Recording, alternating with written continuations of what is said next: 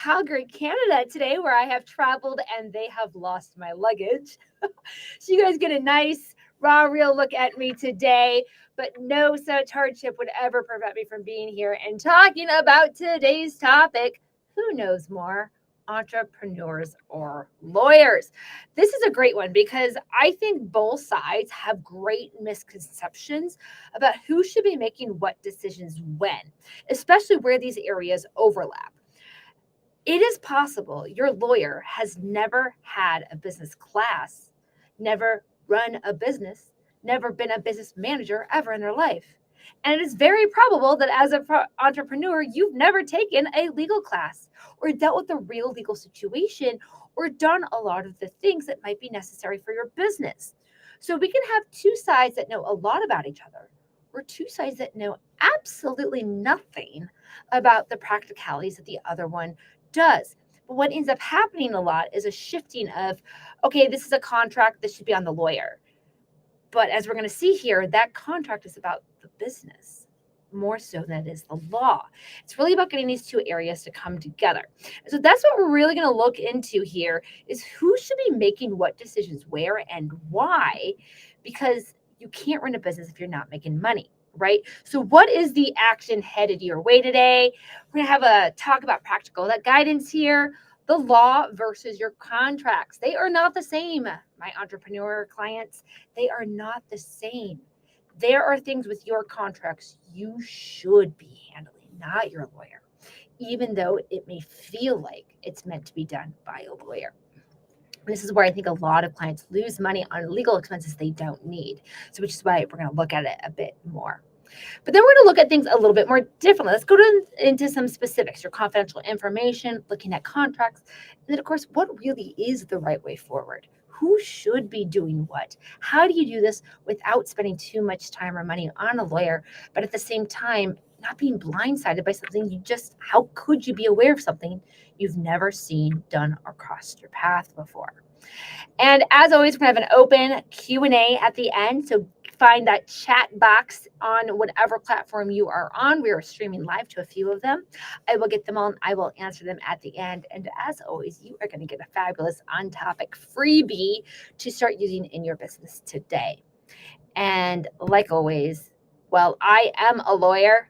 I have a background as a lawyer. This is not about the law. This is about practical information for entrepreneurs, for business owners, and how you can handle things the right way, bigger, better, faster, in a way that's going to save you or make you more revenue. So I am Acacia Thornton, the CEO Legal Coach, licensed attorney, worked for Fortune 500s as well as solopreneurs, but I'm also a business coach and a long time, sales rep, forgot about that, but small business consultant. So I understand what it is to run a business, to support people who run businesses and look at and analyze things from the business perspective only, without the idea of the contract, without the idea of the law. And then having been an award-winning sales rep for multiple companies, I know about that deal. The deal matters. But does it matter more than the contract, or is the contract the same as the deal? Sometimes it could be either one or both. So let's just start there for a second. The law versus contracts. They are not the same. They're not the same. Don't kill me. I love this one. So don't kill me is when I meet somebody, when you meet somebody, we don't go, hey, before I can talk to you, before we can start a friendship, before we go hang out, before we can enter business together, I need you to promise to me you're not going to kill me, right? Why don't we need to do that? Well, not just ethical reasons, but there's already a law. There's a law that says it's against the law to kill people.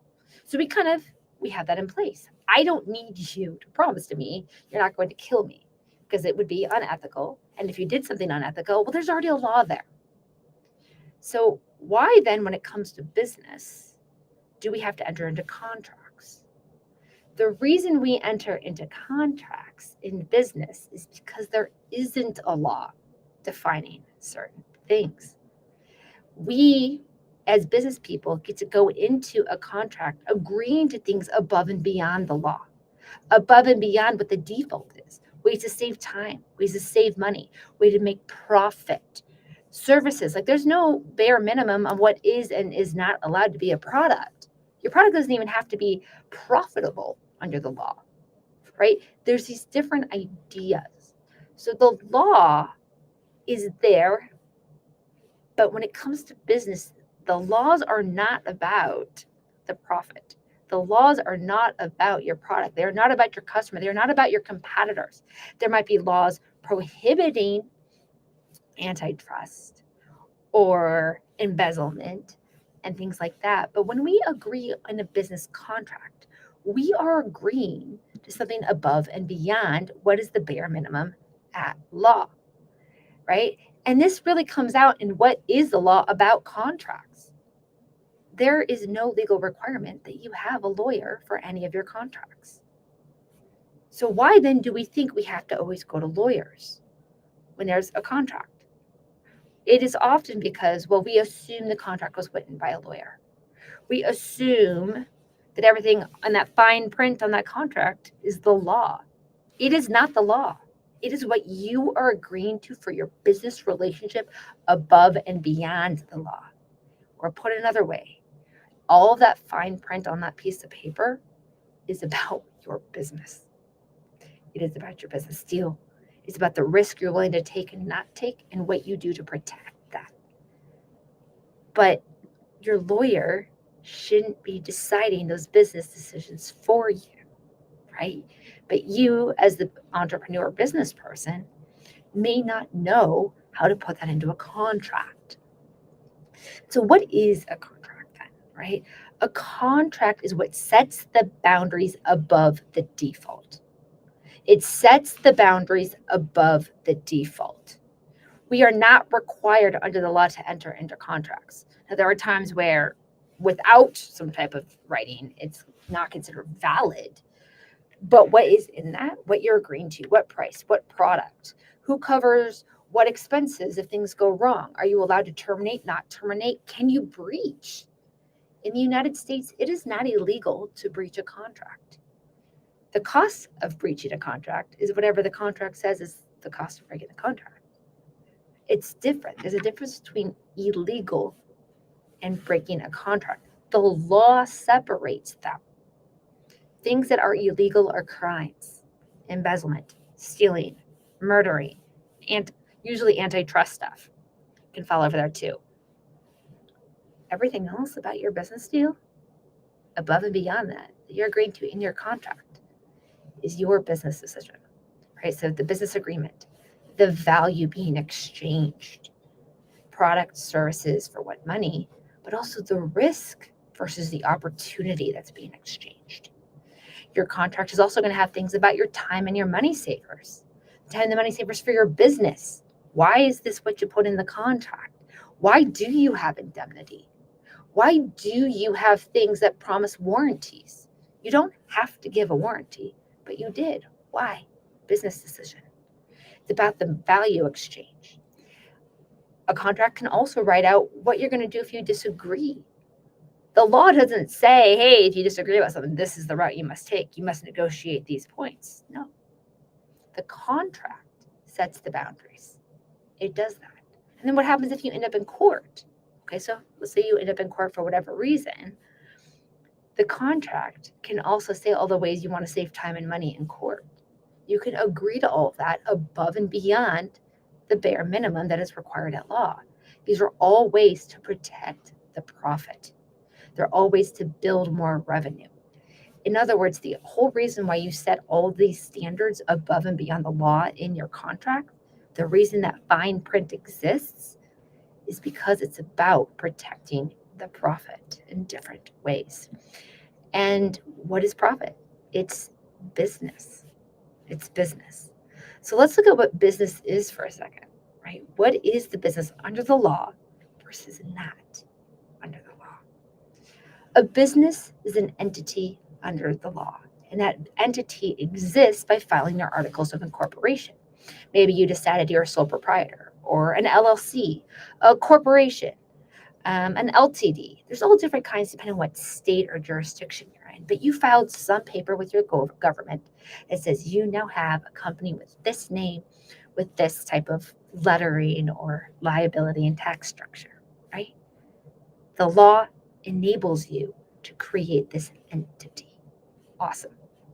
Now, to operate this entity, to make money, to sell products, you might have to get a license.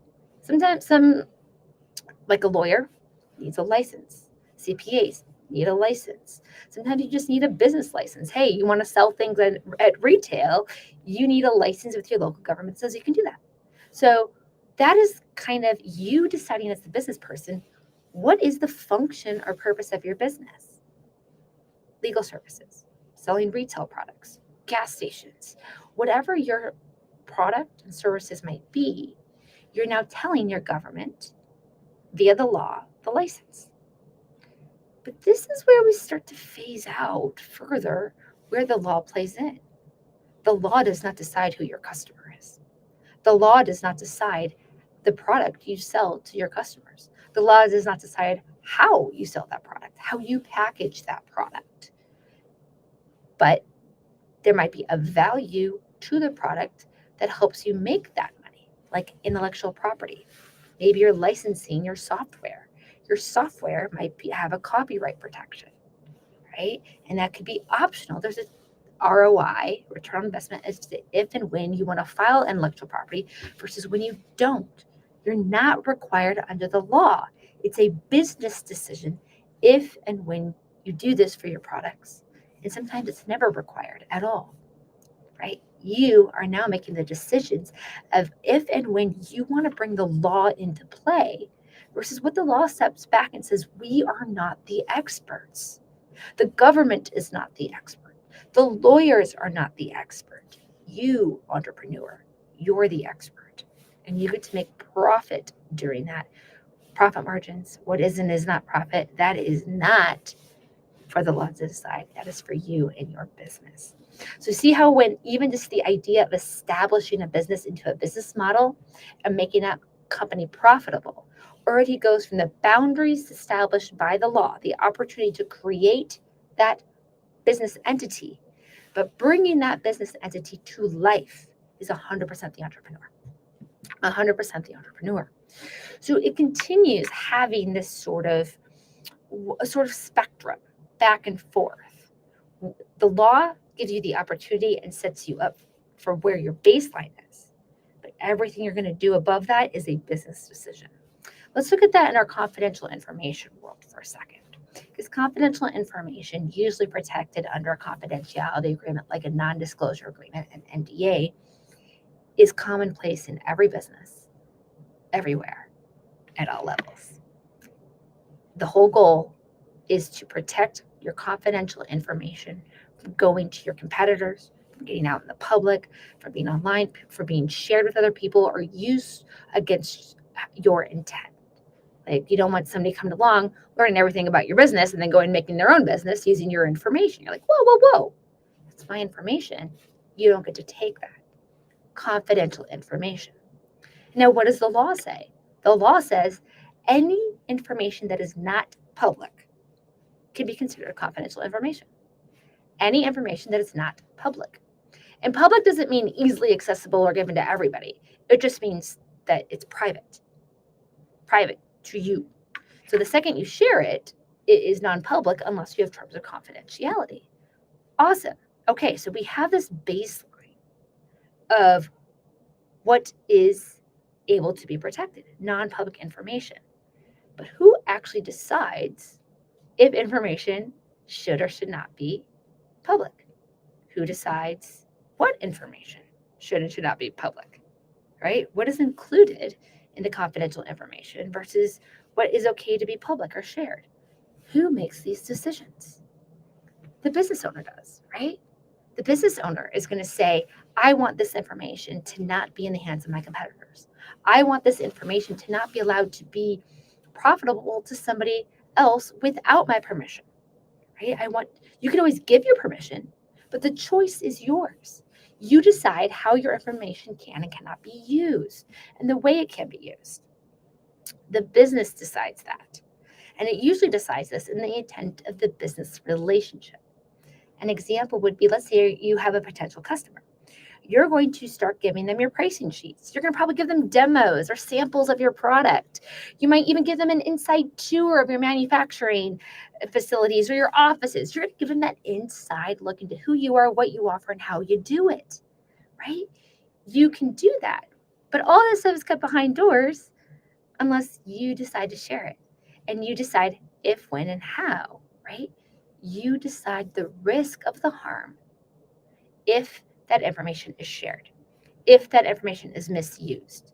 A lawyer is not going to be able to come along and be like, well, your pricing, if that got out the door, well, that's going to break this law and that law. It doesn't. It's a pricing sheet, right? But you might say, hey, if our pricing sheet gets out into the hands of our competitors, we might lose an edge. If our manufacturing process ends up in the hands of our competitors or certain customers, they might be able to use it in-house themselves, and we lose a value opportunity. None of those things are illegal. Those things are not protected by the law, but they can be protected as confidential information if and when you decide as the business person. You're the decision maker, not the lawyer, not the law. You are. You're the only person as the business owner who can know what needs to be protected, why it needs to be protected, and how it should be protected. You understand that, not the other side, right? And we just talked about pricing for a second, and I love this one because pricing alone is not an obvious answer. One company might put their pricing right on their website, right? We've all seen it. We're all excited. We're like, okay, I just want to see what your pricing is. Okay. Oh, there it is, right? You see their product offerings listed right there. The website has the price for each of those product listings. You might even be able to buy with one click. Boom, bam, there it is. And clearly that company has no concerns about the compliance of these things because they have it right there. They have decided that this information, the pricing and offerings, can be public. So they put it right on their website. And they can use this for a lot of reasons. They might choose to do this to compete. They might choose to do this to quicker, easier sales. They might choose to do this to get things faster and easier and save on manpower. There's a lot of business reasons they may choose to do things a certain way. At the same time, though, you might have company two who's like, no, our pricing behind closed doors. We don't make that available to everyone. We don't want our customers to know this without coming to us. We don't want our competitors to know this and just make us the low price option or to undercut our prices. We keep that behind closed doors. Maybe you do this because you have bespoke offerings. You don't have just an off-the-shelf, one way, here it is, take it or leave it, right? The Henry Ford approach. Henry Ford was known for that. It doesn't matter what color car you want, you're going to get the car in black. You're going to get the Model T in black. That's what he offered. So if you want a car, that's what you're going to buy from him. Maybe you do things differently. Maybe you offer different models. Maybe you're willing to change the colors. You customize things. So you want to keep that behind closed doors and only share it with the people and customers and partners who are ready to understand this. So you don't put this right on your website. You don't put the pricing right on your website. Instead, you have conversations with your customers first. And only you will know why you do business this way. And only you will understand what is needed for that compliance. If the reason is because you don't want your competitors to come along and undercut you, then you're going to know that reason. You're going to be able to protect that boundary by establishing it.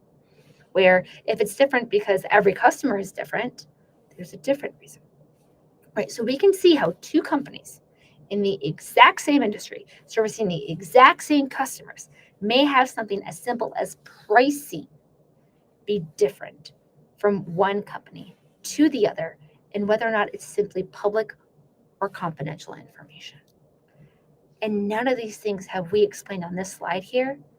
None of those does a lawyer, a law firm, or the law have any insight to, any visibility into, let alone the right to make a decision on these things for you. They are entrepreneurial decisions. So, right, how it's handled and what is confidential is for you to know and for you to decide. So this is where entrepreneurs really know things, right? They know what makes the business have a profit and a loss. They know what the customer needs. They know who the customer is. They know how to market and target those customers. They know how to implement the how. They know what's worth it and what's not, right? Sometimes, oh, there's a chance this information might get leaked here. Is it risky or not? If it's a $10 million customer, maybe it's worth it. But maybe if that's a $20 million product, and for $10 million, you're not really willing to risk your $20 million product, well, then it's not worth the risk. The lawyer and the law do not speak to these. The entrepreneurial is the only one who could be the expert at this. They know the goals, the how, and the boundaries of the spectrum because they know the why.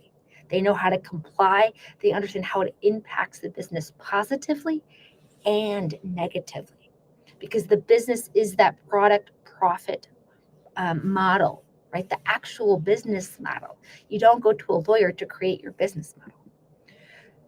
You go to a lawyer to answer, is this a contract, yes or no? Is it a contract, yes or no? Because you don't have to have things in signed writing for it to be a contract, by the way. The lawyer is going to know the potential risks of doing the things. Is there a law you might break? Are there things that they've seen in court? I've heard stories about things going to court because it wasn't clear in the contract or in the business relationship. They know the typical boundaries that get set to protect the profit from becoming a loss. And they know how to set those boundaries. They know how to write that into the contract. They also know the process that things go off course, right? Okay, great. Breach of contract. Now what happens? What are the options? Do we sue? Do we not sue? The lawyer will say you can sue for this, but here's where things are going to be hard. Or they can say you don't have to sue. You can choose this to be a business opportunity, right? Sometimes the right answer is to not enforce the contract. Who makes that decision? You do. You as the entrepreneur make this decision, but the lawyer is the one who's going to know the options. And so they know how the law plays into these things. So the boundary, the spectrum is about the business, 100% an entrepreneurial thing, but then the lawyers come in and they help enforce those boundaries. The boundaries and the spectrum are established by the entrepreneur and their why, their how, their business model, and what it takes to have a risk-profit balance, where the lawyer is the one who says, this is what you're not seeing. This is your opportunity to protect it. Here's how you can do that. I'm going to give you an example here, the trial agreement. I was representing the company that had the product, and they had a potential client that wanted to try this product. And the client that I worked for had no problem giving their customers a quasi-bespoke sample for 30 days for free, right? You want to try it out for 30 days, no problem. Here you go. And here is our trial agreement for you to sample the product. Here's the document. Well, the other side had an in-house attorney and outside counsel. So you can imagine how expensive this was for the other side. Go through the document. And they're like, we cannot recommend that the customer sign this. And I was like, well, why not? And they're like, well, because confidential information, the way it's defined on this document, might include the name of the product. And so they said, that's it. We can't recommend they sign this. This held this up for months. Okay? It was a 30-day trial agreement. The whole contract would have been over and done with multiple times before the other side would even get on board with recommending to their customer. And so I reminded them of the practicalities here. Okay, so the product name. First off, the product name is already in the public. We already make that publicly available. Therefore, it's not confidential information. And what the product is the same thing. It's generally known to the public. And for the pieces that we keep behind closed doors, do you really think that we're going to sue a potential customer for sharing the basic concepts of what our product is in the next 30 days? And I went to the business side and let the business side decide, is this too risky? Right? The lawyers are telling the customer, it's too risky. There's this chance of a lawsuit. But was there really a chance of a lawsuit? Was there really in practice? No. And I'm sure that customer, if they understood why their two lawyers were holding up this document, they would have said, that's not worth it. Just hurry up and sign the document. We could have had our trial agreement done with by now. Lawyers come in and they identify the risk.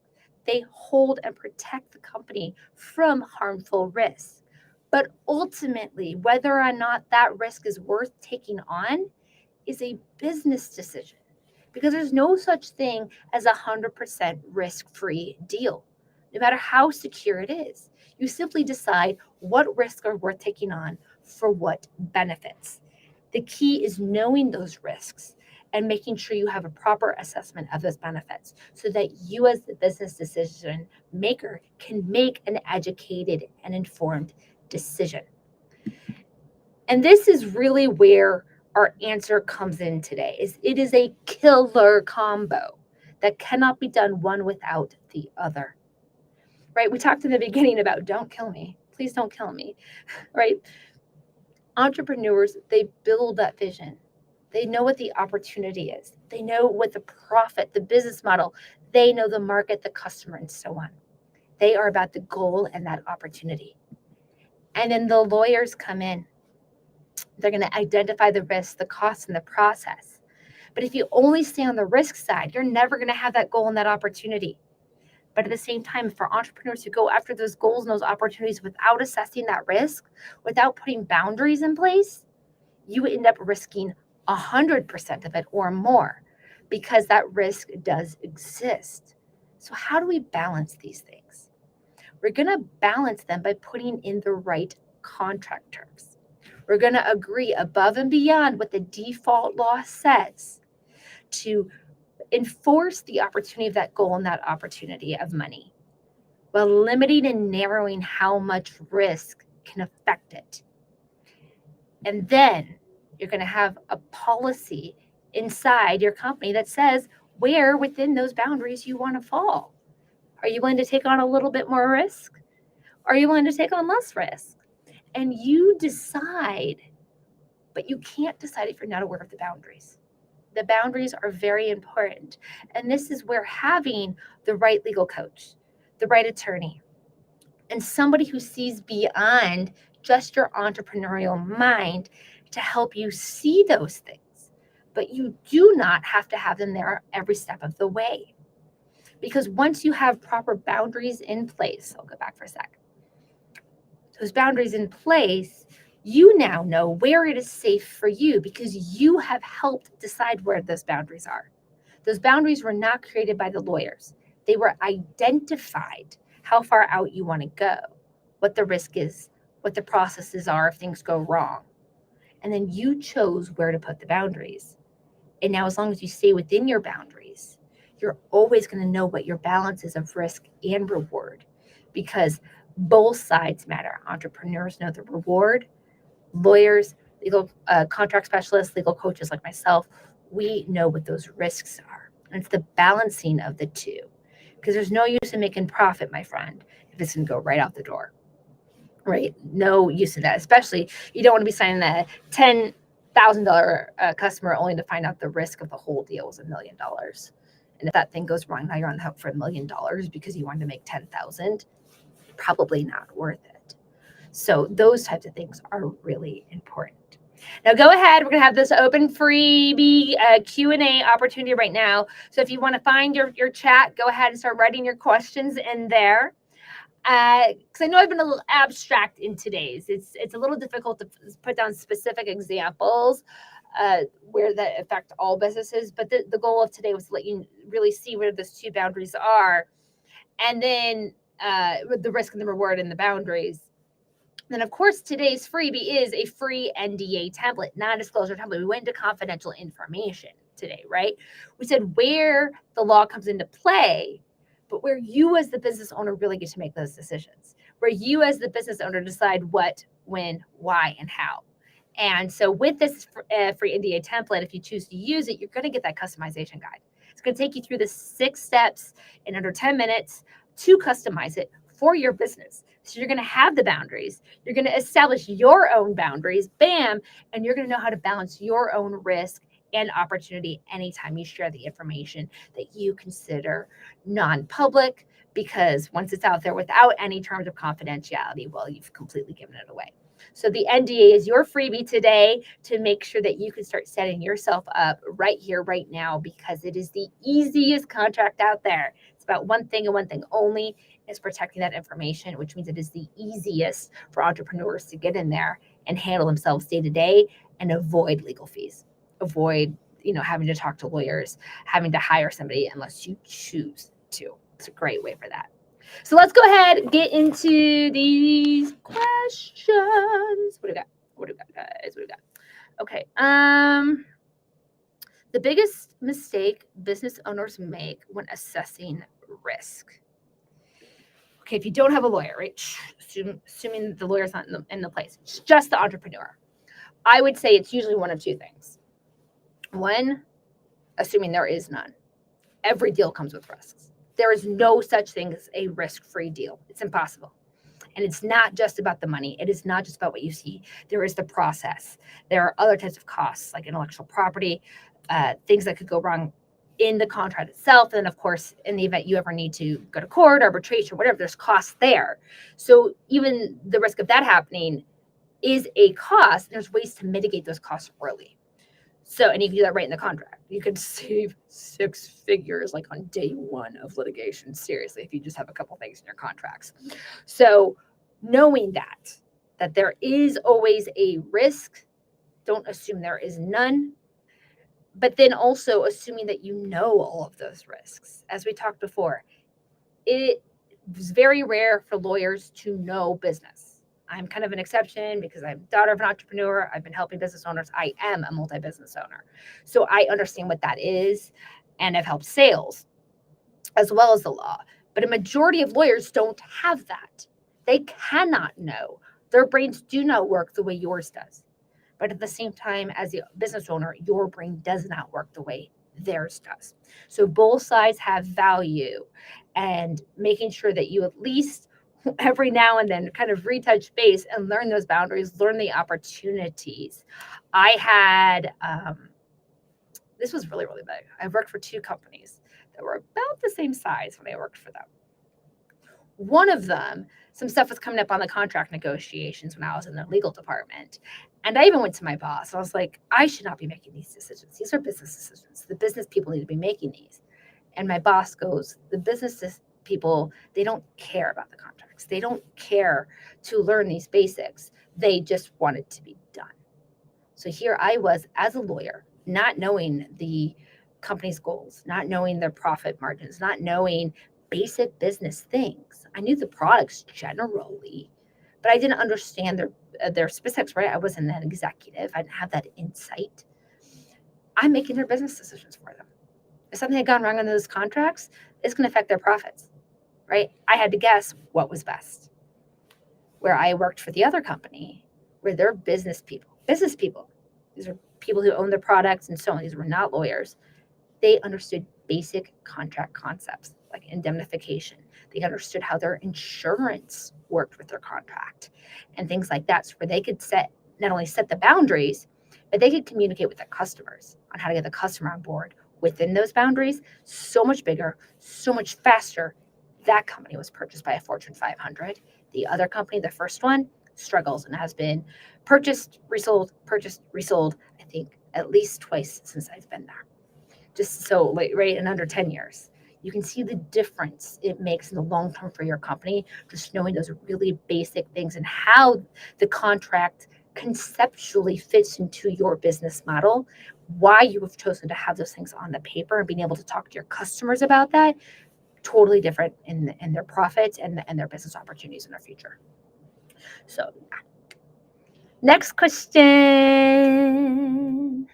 How can I find a lawyer or legal coach to work with? How do I know which one's the right one, right? When you want that expertise, right? You're like, I want you to tell me the risk. I want you to tell me the opportunities. How can I do this bigger, better, faster? Yet I need you to understand my business, if a lot of them don't. What I would say is two things. One, your subject matter, not just business, but your industry. Your industry, like anything, even your experience, we learn the more things that cross our desk that are related to this scenario. A lawyer who does litigation is not going to understand contracts. They're just not. It's different worlds. But not every contracts attorney is going to be the same. They might not know business. Or like I had a client who worked in manufacturing. His was a manufactured physical product. My background is primarily in intellectual property, a lot of licensing, software, data, the intangibles that are protected by intellectual property. So there came to be certain subject questions that this manufacturing-based company would ask me, and I could speak generally, but I couldn't speak to the specifics because I know contracts, but I didn't know that specific area. Where somebody comes along to me about data, intellectual property, licensing, and so on, I'm going to be able to answer and get into there so much more deeper, so much more examples, and usually have enough examples having crossed my desk in my long tenure to be able to compare and contrast opportunities and risks versus somebody else who might just be like, I think there's. So I would say that one, somebody with the closer you can get to your subject matter expertise, the better. The next one is, how do you want them to be involved?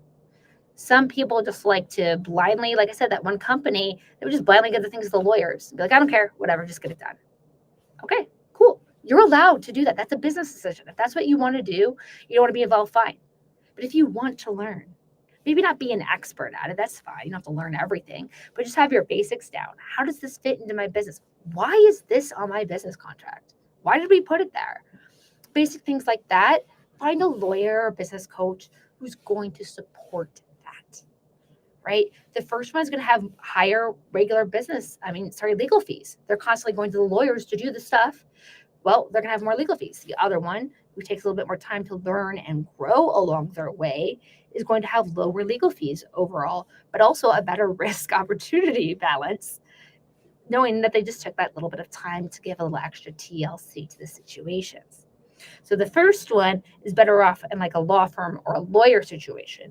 The second one, who's willing to learn and grow, you're probably better off with a legal coach, because that's what a coach is going to do. They're going to help you grow as a business owner with these opportunities, not just give you a piece of paper and say good luck. So I would say that the subject matter expertise, the closer you can get to your industry, the better. And then to how do you want them to interact with you? What do you actually want out of the relationship dynamic? And how do you want that to look? All right.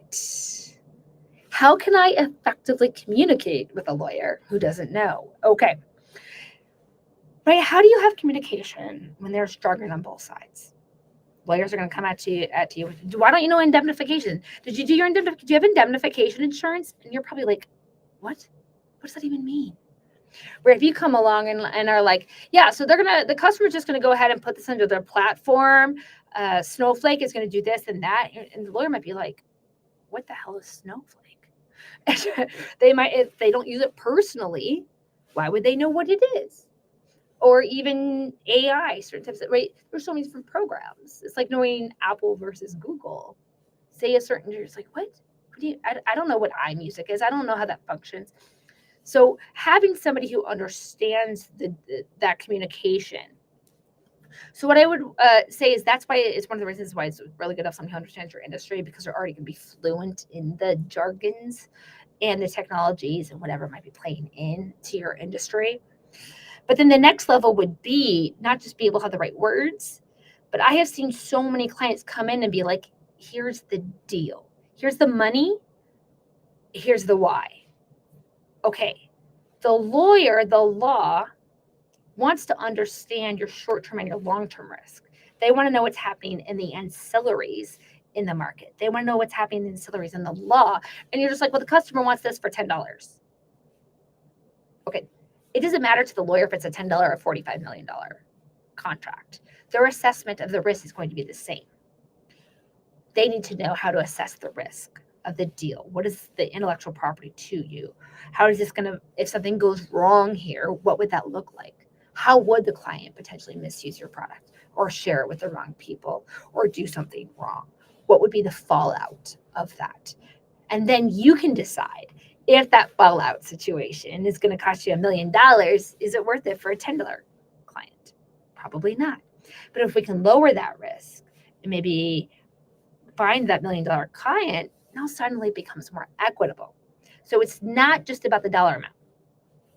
It's everything else. And the more you can help the lawyer see these other things, or if they have that subject matter experience to see them and know them better, then they can properly communicate to you the dollar risk and so on. But it really is about the short term and the long term at the same time. Your company's future is made up of every single deal along the way. The deal signature might be happening today, but if it's a 5-year deal you're signing, 5 years from now, this piece of paper still impacts your business. It still impacts your place in the market. And so it's not just about right here, right now, how much money. And helping your lawyer have a conversation with you about the whole big picture is really, really important in the communication to maximize that opportunity versus risk, because it's not just the opportunity risk today, it's the opportunity risk over the term of the contract. All right, one more question, guys. One more, last one. How can a business mitigate legal risks without spending too much money on costs? Yeah, this is great. Okay, so as we talked about before, having a customized contract is really important. There is a reason why more established companies have customized contracts and they're not using generic templates they found, because they have decided where the risks and the rewards are for their business model, for their customer type, for their industry types. They have decided where that is and what they want the boundary to look like. And they have created or had created for them a custom contract template. That way they know what they said to the customer right away already has a core business risk assessment completed. The boundaries are set. It is there. When you use something generic, you don't have that. You don't know if it's maximizing your opportunity and lowering your risk. It could actually be increasing your risk. I've seen that with some of my clients where I was like, oh my God, we need to get rid of this immediately. Where then there's others like, oh, that was not too bad. We could just do a little bit better on both. You don't know. You don't know until you have that customized situation, and now your boundaries are set. And like we said earlier, once those boundaries are set, you can then have a policy or procedures or whatever you want in your company to say, hey, here's where on the spectrum we're willing to do business. We will take up to this level of risk, and we will take as low as this level of opportunity, but we are not going to go outside those boundaries. We're not going to do it. So now when you have that, you can play anywhere within that you want safely, because you have awareness. You are making informed decisions about why those terms are on your contract, why you have done this above and beyond what the law basics are. You have decided for your business. An example would be intellectual property going to litigation. Let's say something's wrong. Somebody has to fight over whose intellectual property is this. Okay. If you go to arbitration, well, the arbitrators aren't really the most knowledgeable about intellectual property laws. Majority of intellectual property laws and boundaries have been established by the courts, which means the courts are going to be the ones who know better. So you don't want, if you're an intellectual property based company, there's a good chance your boundaries are going to include that you will only be going to court, that you're not going to want arbitration, that you're not going to want mediation. But maybe there's a part of your company that is like, you know what? Litigation is too risky of a cost for us if things go wrong. We would rather risk the unknown and our uncertainty regarding the intellectual property and instead have this mediation opportunity, right? So it's the decision. Now it's the core for your business. All right. All right. So if you have any other further questions, you can always put your comments below. I will respond to the best of my ability as soon as I can, as well as you can always find me on my website,